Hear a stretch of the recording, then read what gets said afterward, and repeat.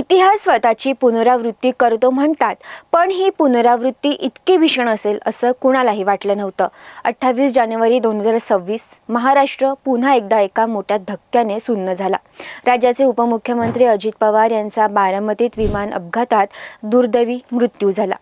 पण गेल्या 7 महिन्यातला हा दुसरा मोठा अपघात आहे आणि भारताच्या इतिहासात आतापर्यंत 7 बड्या नेत्यांनी अशाच अपघातात प्राण गमावलेत.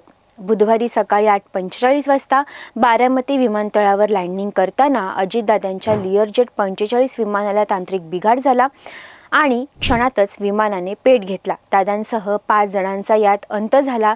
याच्या अवघ्या 7च महिन्याआधी 12 जून 2025 रोजी गुजरातचे माजी मुख्यमंत्री विजय रुपाणी यांचंही विमान अहमदाबादहून लंडनला जाताना कोसळलं होतं. 7 महिन्यांच्या आत 2 दिग्गज नेत्यांची अशी एक्झिट देशाला सुन्न करून गेली आहे.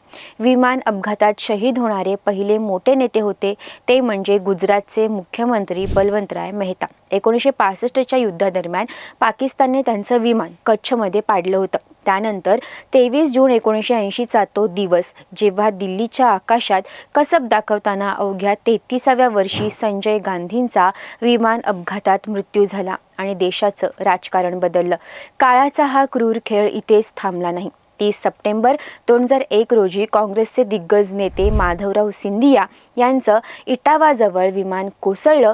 2009 मध्ये आंध्र प्रदेशचे मुख्यमंत्री YS राजशेखर रेड्डी यांचं हेलिकॉप्टर नल्लामालाच्या जंगलात बेपत्ता झालं आणि त्यातच त्यांचा अंत झाला. 2011 मध्ये अरुणाचलचे मुख्यमंत्री दोरजी खांडू यांनीही तवांगहून इटानगरला जाताना अशाच अपघातात आपला जीव गमावला. अजितदादांच्या जाण्याने महाराष्ट्राने एक धडाडीचा नेता गमावला. VSR व्हेंचर्स या कंपनीच्या विमानाचा हा दुसरा अपघात आहे, ज्यामुळे सुरक्षिततेवर मोठे प्रश्नचिन्ह निर्माण झाले. बलवंतराय मेहतापासून ते आज अजित पवारांपर्यंत या 7ही नेत्यांच्या अकाली जाण्याने भारतीय राजकारणात कधीही न भरून निघणारी पोकळी निर्माण झाली आहे. दादांना आणि अपघातात प्राण गमावलेल्या सर्व सहकाऱ्यांना TOD मराठीकडून भावपूर्ण श्रद्धांजली.